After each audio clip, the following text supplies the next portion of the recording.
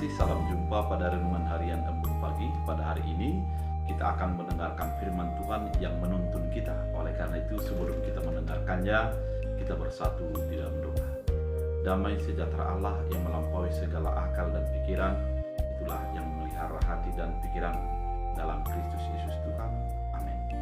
Saudara terkasih, firman Tuhan untuk kita dari Kolose 2 ayat 14 dalam bahasa Batak Angkola dikatakan, jana di suadahon ia sude surat utang maradokon hita, imana mengancam hita dot akka syarat naborat dina diparsilakon surat i dihayu parsilangi di sesa debatama sude utang hita.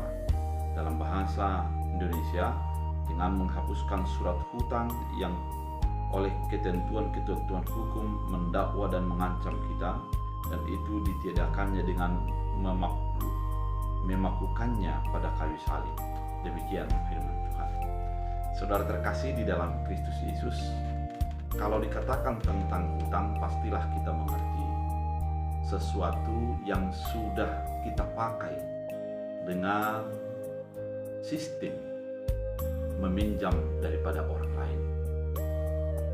Ketika orang berhutang, yang pasti ada sesuatu yang kurang di dalam dirinya, sehingga diperlukan bantuan daripada orang di sekitarnya agar bisa terpenuhi kebutuhan yang diinginkannya. Itulah begitu sederhananya dituliskan oleh Paulus, yaitu tentang bagaimana dosa itu. Dosa sesungguhnya adalah sesuatu yang menjadikan kita memiliki jarak antara manusia dengan Allah. Dengan dosa, kita memiliki beban yang harus kita selesaikan sehingga kedekatan dengan Allah bisa dipulihkan. Oleh karena itu, pada firman Tuhan kali ini dikatakan hutang dosa.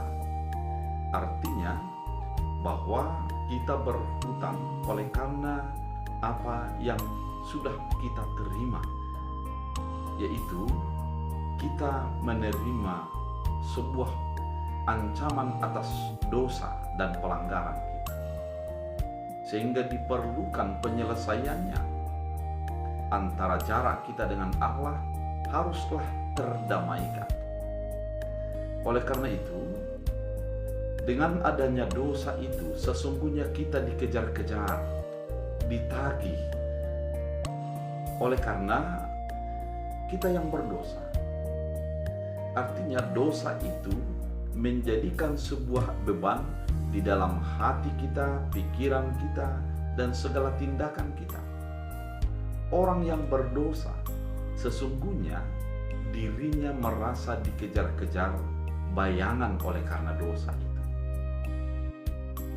Bagaimana bisa terjadi? Coba kita bayangkan, ketika kita melakukan pelanggaran dan kita mendengarkan orang yang melakukan pelanggaran yang sama mendapatkan hukuman, bukankah kita akan menjadi merasa takut? Kapankah saya akan dihukum? Ketika seseorang melakukan korupsi ataupun mengambil uang yang bukan haknya, kemudian ada orang yang menuntut, kita dengarkan bahwa merasa bahwa ketika uang yang diambil itu harus dituntut kepada sesuatu pengadilan, bukankah kita juga akan menjadi merasa terancam dengan keadaan itu? Saudara terkasih, ancaman dosa itu pasti menjadikan kita merasa terganggu. Ancaman dosa menjadikan kita tidak nyaman. Sebagaimana orang yang merasa terganggu ketika ada penagih hutang yang datang menelepon kita, maka banyak orang yang menjadi tidak mengangkat teleponnya. Atau ada orang yang menagih datang ke rumah kita, maka ada orang yang mengatakan tidak ada di tempat. Karena apa? Merasa terganggu dengan luar biasa. Demikianlah dosa kita yang bisa menjadikan kita terganggu, menjadikan kita tidak nyaman, dan kita menjadi lari daripada kenyataan. Oleh karena itu, hutang dosa pada saat ini yang mau dikatakan adalah di mana kita menjadi merasa diri kita jauh dari Allah, merasa kita tidak layak di hadapan Allah. Namun Allah melalui Yesus Kristus menghapus hutang dosa itu, menyelesaikannya, sehingga kita menjadi orang yang bebas.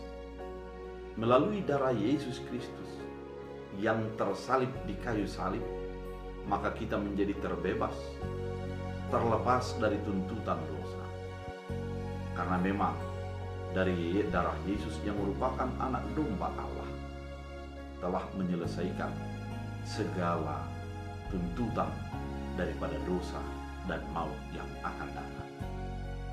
Oleh karena itu, ada sesuatu yang mau diceritakan bagi kehidupan kita melalui firman, yaitu sadari bahwa engkau bukan lagi tergadai oleh karena dosa. Engkau sudah menjadi terselamatkan oleh karena Yesus yang sudah mati dan bangkit daripada kematian itu. Segala beban dosa telah selesaikan oleh Tuhan Yesus, dan kita menjadi hidup di dalam damai sejahtera.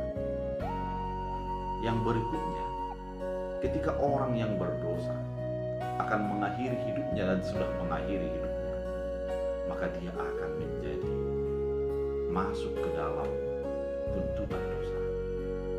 Dia akan masuk ke dalam kebinasaan. Namun berbeda dengan kita. Ketika kita mengakhiri hidup kita, maka kita akan hidup di dalam kekekalan sebagaimana Tuhan sudah menyediakan tempat bagi kita. Oleh karena itu, kita adalah orang yang berbahagia karena segala hutang dosa sudah dihapus dan diselesaikan melalui Kristus Yesus. Mari hidup di dalam anugerah dan damai sejahtera-Nya. Kita berdoa. Terima kasih Tuhan atas firman yang mengingatkan kami bahwa kami sudah ditebus, hutang dosa sudah diselesaikan. Kami hidup di dalam damai sejahtera. Bila firman menjadi kekuatan bagi kami. Terima kasih Bapak. Biarlah setiap orang